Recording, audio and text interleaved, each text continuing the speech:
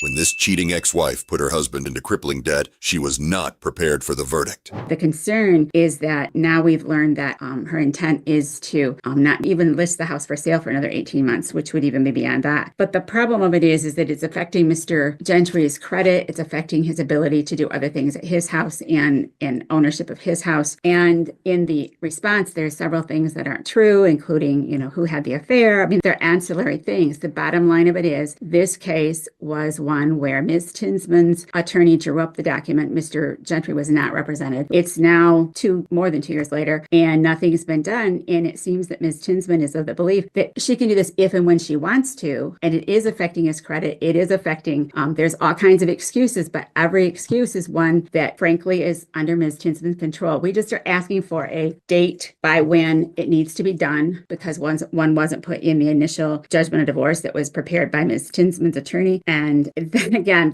the amount of things in the response were a little flabbergasting for us, quite frankly, but there are 5 missed payments according to the document from the credit union. And so we're just simply asking that there be a timeline put on this matter. Okay, thank you. Ms. McNiff, you talk about all sorts of things in the response. What's the date that she'll have this refinanced by? Give me a date. I don't have a date, Your Honor. Okay, that's fine. The court's not going to wait indefinitely for the plaintiff to qualify or whatever.